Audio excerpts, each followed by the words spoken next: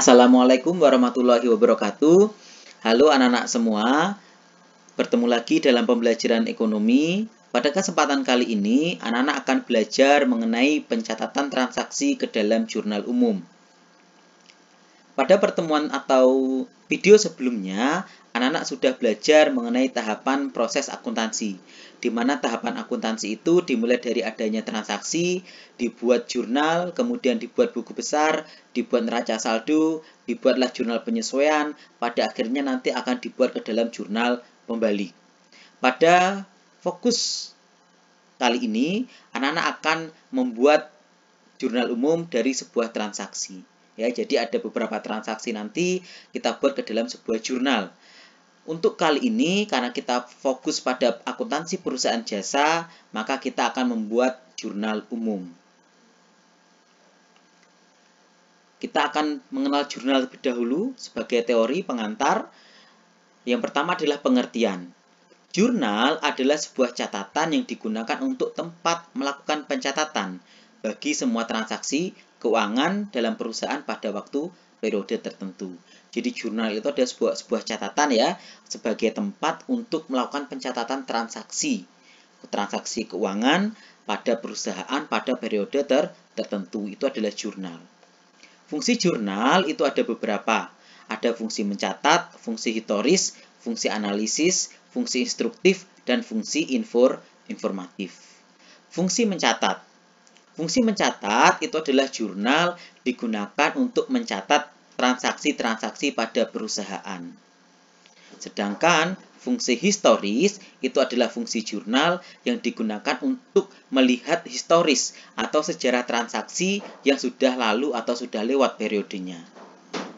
Kemudian yang ketiga, fungsi analisis itu adalah fungsi jurnal di mana jurnal digunakan untuk menganalisis transaksi keuangan yang ada.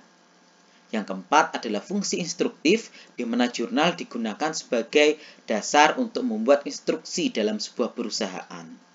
Terakhir adalah fungsi informatif, adalah jurnal yang digunakan sebagai tempat atau sumber informasi mengenai transaksi atau pencatatan atau keuangan pada perusahaan.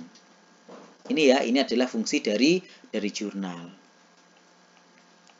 Selanjutnya, kita mengenal bentuk jurnal. Bentuk jurnal itu ada dua. Ada jurnal khusus dan ada jurnal umum. Jurnal khusus itu adalah jurnal yang digunakan untuk mencatat transaksi-transaksi sejenis atau transaksi secara khusus.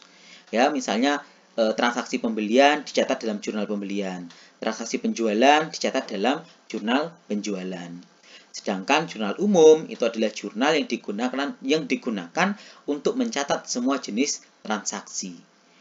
Apabila kita membuat jurnal umum, apabila kita membuat jurnal khusus, maka jurnal umum ini digunakan untuk mencatat transaksi-transaksi yang belum masuk ke dalam jurnal khusus. Tapi kalau kita tidak membuat jurnal khusus, maka jurnal umum ini nanti berisikan semua jenis transaksi. Ya, kalau perusahaan jasa, pada kesempatan kali nanti kita tidak membuat jurnal khusus, kita langsung fokus membuat jurnal umum saja. Gitu ya.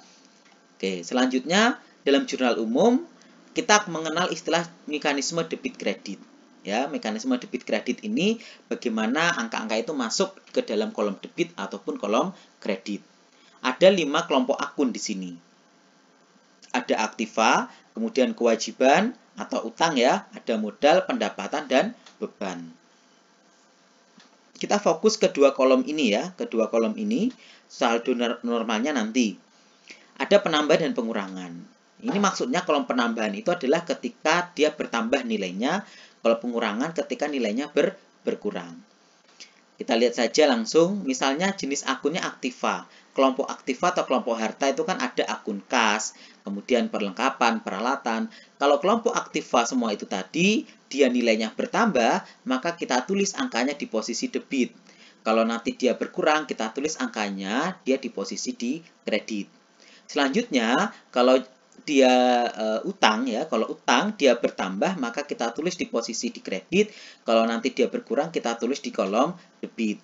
Kalau modal dia bertambah di posisi kredit, kalau berkurang kita tulis di posisi debit. Kemudian kalau pendapatan kalau bertambah kita tulis di kolom kredit, kalau dia berkurang kita tulis di kolom debit. Beban kita tulis di kolom debit, kemudian kalau dia berkurang kita tulis di kolom kredit. Ya, ini sebisa mungkin kita wajib hafalkan. Ya, kita wajib hafalkan, kita harus tahu dan mengerti betul kelompok akunnya apa, kemudian nanti kalau bertambah di posisi apa, kalau berkurang di posisi yang mana. Gitu ya. Nah, kemudian kita masuk ke saldo normal. Saldo normal itu maksudnya adalah saldo dari masing-masing akun ini. Kalau misalnya Aktiva, kalau dia bersaldo, maka saldonya itu ditaruh di kolom debit. Ya, kewajiban kalau dia bersaldo, maka kita taruh di kolom kredit. Itu saldonya ya. Nah, saldo normal ini dia selalu mengikuti penambahan, sama persis. Ya, jadi saldo normal, saldo atau saldo normal itu sama dengan penambahan ini posisinya. Gitu ya. Jadi debit sama debitnya, kredit sama kreditnya, gitu ya. Oke. Langsung masuk ke nomor akun sekarang. Kita mengenal nomor akun walaupun pada video sebelumnya kita sudah mengenal nomor akun. Saya akan memperjelas di sini ya. Nomor akun itu didasarkan pada kelompok-kelompok akun. Ada 5 kelompok akun, kelompok harta, kelompok hutang, kelompok modal, kemudian di sini ada kelompok pendapatan dan kelompok beban. Nah, harta itu kelompoknya seratusan, dari 101 sampai sekian. Hutang itu nanti kelompok 200-an, dari 201 sampai sekian. Kemudian ekuitas atau modal itu 300-an, dari 301 sampai sekian. Kemudian pendapatan itu 400-an, dan beban itu dia 500-an. Ya, jadi kita menggunakan sistem numerik ya, berupa angka-angka. Nah, bagaimana maksudnya ini? Maksudnya di sini ada akun ya, ada akun kelompok Aktiva atau harta, ada akun kas, bank, piutang, tanah, bangunan, mesin. Itu nanti nomor akunnya adalah di sebelumnya ini. Ya, misalnya kas, nomor akunnya adalah 101, bank itu adalah 102, piutang itu 100, 103. Kemudian misalnya hutang, itu ada hutang bunga itu 202, hutang bank 211. Kemudian modal itu modal pemilik itu 301. Gitu ya. Sampai nanti di bagian pendapatan itu 401 dan beban itu 501 sampai sekian tadi. Itu adalah nomor-nomor akun yang akan kita gunakan untuk mengisi kolom referensi dalam jurnal umum. Pertanyaannya, bagaimana ternyata di jurnal umum muncul akun yang di sini belum ada? Kalau di jurnal umum muncul akun yang di sini belum ada, maka kita tulis sendiri. Misalnya pendapatan bunga. Di sini kan belum ada ya, belum ada tertulis. Maka kita tambahkan pendapatan bunga, nomor akunnya berarti 402 gitu. Kemudian misalnya ada lagi beban perlengkapan ada misalnya beban air. Di sini beban air belum ada, misalnya menjadi 506 gitu ya. Jadi menambahkan nomor akun sendiri yang penting kelompok akunnya tetap sama ya, kelompok Aktiva, hutang, modal ataupun pendapatan dan beban. Gitu. Ini adalah akun dan nomor akun. Selanjutnya kita akan langsung saja membuat jurnal umum. Pada kesempatan kali ini ada sebuah contoh soal di mana pada bulan Januari itu perusahaan Pak Wahyu melakukan transaksi sebagai berikut ya. Ada transaksi dari tanggal 3 Januari sampai tanggal 20 Januari. Transaksi-transaksi ini ada, kita buat ke dalam jurnal umum. Bentuk jurnal umum itu seperti tabel di bawah ya.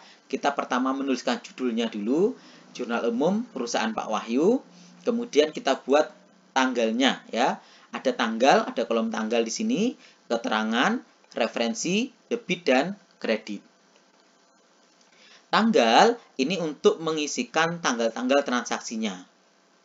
Kemudian keterangan itu untuk mengisikan akun-akun yang muncul pada transaksi itu. Ingat ya, keterangan itu untuk mengisi akun-akun, ya, berisikan akun-akun. Ref itu untuk berisikan nomor akunnya. Debit dan kredit di sini nanti untuk mengisi kolom untuk mengisi angka-angka yang muncul pada transaksi di atas ya. Langsung saja kita buat ya. Transaksi pertama itu ada tanggal 3 Januari ya, tanggal 3 Januari kita tulis judulnya dulu. Kita tulis tanggalnya dulu yaitu tanggal 2021 Januari 2021 bulannya Januari tanggal 3. Ya, tanggal 3. Kemudian kita lihat Pak Wahyu sebagai pemilik perusahaan menyetorkan uang sebagai modal sebesar 20 juta. Ya, dia menyetorkan uang ya, sebagai modal. Berarti muncul akun di sini. Akunnya nanti yang muncul adalah karena menyetorkan uang, berarti uangnya masuk ke perusahaan. Berarti kalau uang masuk, berarti kasnya bertambah. Kita tulis kas di sini. Kas, ya, kas itu posisinya di debit, ya, debit karena bertambah. Kita lihat di mekanisme tadi.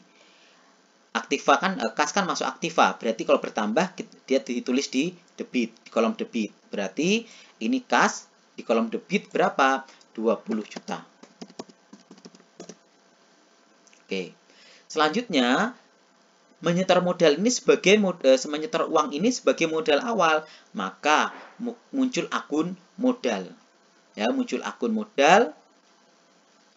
Modal di sini nanti kita lihat modal. Modal itu kalau bertambah di kredit. Kan modalnya bertambah ya, berarti di kredit.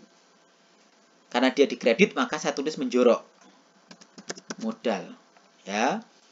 Modal, kemudian angkanya kita tulis di kredit yaitu 20 juta.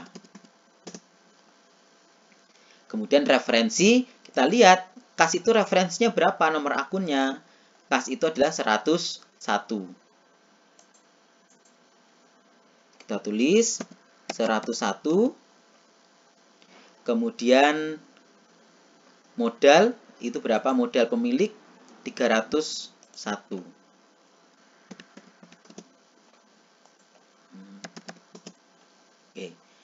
Oke ya, selesai tanggal 3. Selanjutnya kita masuk ke tanggal 6. Langsung saja kita tulis 6 di bawahnya, tanggal 6. Membeli perlengkapan secara tunai. Membeli perlengkapan secara tunai. Untuk lebih mudahnya, kita tulis saja di sini, berarti membeli perlengkapan ya. Maka muncul akun perlengkapan di sini. Ya. Muncul akun perlengkapan. Kemudian secara tunai berarti berhubungan dengan uang. Kalau uang itu berarti berhubungan dengan kas. Gitu ya, berhubungan dengan kas. Nah, di sini perlengkapan dengan kas. Kita lihat perlengkapannya bertambah atau berkurang. Perlengkapannya itu dia bertambah karena membeli baru.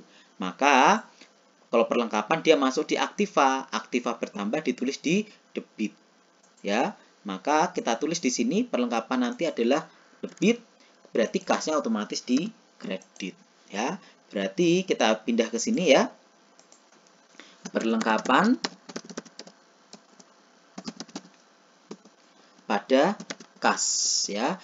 Kasnya menjorok karena dia posisinya di kredit. Angkanya berapa? Angkanya adalah 800.000 di debit dan 800.000 di kredit. Itu ya. Kita lihat kemudian nomor referensi. Kalau kas tadi sudah 101 ya, sama dengan di atas. Perlengkapan berapa? Kita cek dulu. Perlengkapan. Perlengkapan itu adalah 105. Kita tulis di sini 105. Selanjutnya tanggal 7. Kita tulis tanggalnya tanggal 7. Membeli peralatan kantor 1.800.000. Pembelian ini dibayar 1 juta, sisanya dibayar bulan Februari. Berarti di sini membeli peralatan kantor. Berarti muncul di sini nanti adalah akun peralatan. Peralatan ya, muncul akun peralatan. Dibayar 1 juta, berarti dibayar 1 juta itu berarti kas. Ya, kas ya. Kas, kemudian sisanya dibayar kemudian. Berarti sisanya nanti adalah utang. Gitu ya, muncul akun utang ya. Kemudian kita lihat lagi peralatan. Karena membeli peralatan berarti peralatannya bertambah.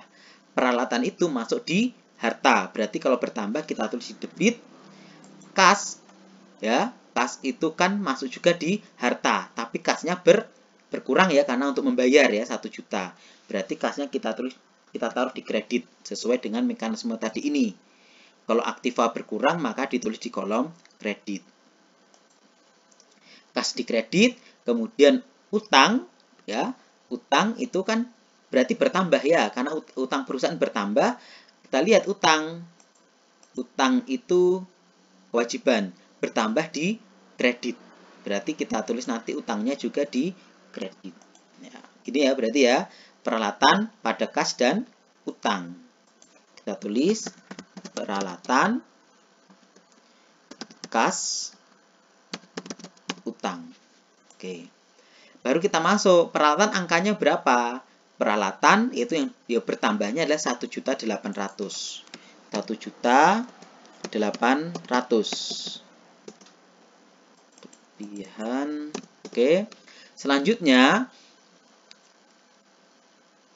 kas itu kan membayarnya 1 juta, berarti kasnya berkurang 1 juta. Di kredit ya, di kredit 1 juta. Kemudian utang itu nanti sisanya ini berarti 800.000. Gitu ya. Jadi posisi debit dan kredit itu seimbang. Debitnya 1.800.000, kreditnya di sini juga nanti totalnya 1.800.000. Ya. Nah, referensinya berapa? Peralatan. Kita cek dulu nomor referensinya. Peralatan itu masuk di kelompok harta ya. Peralatan itu 116. 116. Kemudian kas itu 101. Utang itu adalah 201. Kita cek utang itu adalah 201. Selanjutnya tanggal 15. Ya, tanggal 15. Kita tulis tanggalnya dulu, tanggal 15. Membayar beban sewa kantor untuk bulan Januari 2 juta rupiah. Ya, jadi membayar beban sewa kantor berarti muncul akun di sini ya, muncul akun beban sewa. Ya, beban sewa. Kemudian karena membayar itu berhubungan dengan kas, berarti muncul akun kas di sini. Beban sewa karena membayar berarti itu beban sewanya bertambah. Kita lihat kalau beban itu bertambah, maka kita tulis di kolom debit. Ya, nah, berarti ini di debit, beban sewa itu di debit. Kemudian kas itu nanti di posisi di kredit berarti. Oke.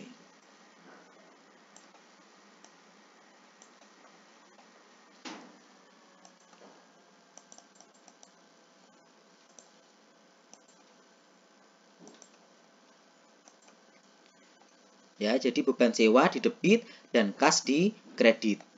Kita masukkan debit dulu ya. Jadi penulisan ini selalu debit dulu. Debit dulu baru nanti di kreditnya kita tulis. Debit mepet garis, kalau kredit dia menjorok, ya. Di sini ada beban sewa pada kas, ya. Angkanya berapa? Kita tinggal masukkan saja beban sewanya 2 juta. 2 juta. Kasnya juga 2 juta. Kas itu nomor referensinya adalah 101. Kalau beban sewa kita cek dulu. Beban sewa itu berapa? Beban sewa. Belum ada ya. Beban sewa itu berarti kita masukkan nanti 514. Ya, di sini di bawah sini. 514 beban sewa. 514. Oke. Selanjutnya tanggal 15 sudah selesai, kita masuk ke tanggal 18. Tanggal 18. Tanggal 18 ini muncul akun Pak Wahyu selaku pemilik perusahaan mengambil sebagian modal untuk kepentingan pribadi. Berarti di sini muncul akun kas ya, karena modalnya uang perusahaan diambil, yaitu kas. Kasnya berkurang bertambah? Berkurang. Kas berkurang itu selalu di kredit. Ya, kasnya di kredit, kas berkurang itu. Karena masuk di aktiva ini ya, aktiva berkurang di kredit. Selanjutnya setelah kas muncul akun apa lagi? Mengambil sebagian modal, berarti masuknya di prive. Ya, masuknya di prive. Berapa prive-nya itu debit atau kredit? Prive-nya kan di sini bertambah ya. Prive itu nanti bagian dari modal ya. Prive itu bagian dari modal. Kita lihat modal bertambah itu berarti kelompok modal ya bertambah masuk di kredit. Karena di sini privé, untuk khusus privé itu nanti dia kebalikan dari modal ini tadi, ya. Dari ini tadi. Berarti privé itu nanti berarti dia masuk di debit. Ya, karena kasnya sudah dikredit. Langsung saja angkanya kita tulis kas, karena privé dulu ya, berarti privé pada kas. Angkanya berapa? Ya, angkanya adalah 1 juta rupiah. Kita tulis 1 juta di debit dan 1 juta di kredit. Ya, ingat ya, privé dulu pada kas, ya. Privé karena kasnya di kredit, otomatis privénya nanti di debit. Kasnya nomor akunnya berapa? 101. Selanjutnya untuk privé nomor akunnya adalah 302. 302. Oke ya. Selanjutnya untuk tanggal terakhir, tanggal 20 menerima pendapatan jasa konsultasi sebesar 5 juta rupiah. Menerima pendapatan jasa, berarti muncul di sini pendapatan jasa pada kas ya, karena menerima uang berarti kas. Kasnya menerima uang, berarti kasnya ini bertambah, berarti masuknya di debit. Sedangkan pendapatan itu otomatis dikredit karena kasnya sudah di debit. Kita lihat pendapatan ya, itu nanti kalau bertambah di kredit. Itu ya, berarti betul. Kita tulis di sini debitnya ada kas, berarti kas dulu kita tulis pada pendapatan jasa. Kemudian angkanya berapa? Kita cek, tanggal 20 itu adalah 5 juta rupiah. 5 juta rupiah. Oke, 5 juta sudah kita tulis di debit dan di kredit. Kemudian kita lihat nomor akunnya. Kasnya itu adalah 101. Kemudian pendapatan jasa, kita cek pendapatan jasa, nomor akunnya adalah 401. Oke. 401. Oke. Selesai ya, terakhir tanggal 20. Jadi inilah jurnal umum dari perusahaan Pak Wahyu ya. Untuk penyelesaiannya anak-anak bisa tulis bukan keterangan ya, ini apa namanya, langkah-langkahnya bisa tidak, atau mungkin anak-anak langsung saja menulis. Kalau sudah terbiasa, anak-anak langsung menulis ke dalam kolom jurnal umumnya gitu ya. Nah, sebagai tugas ya, sebagai tugas anak-anak diminta ya untuk membuat jurnal umum ya. Membuat jurnal umum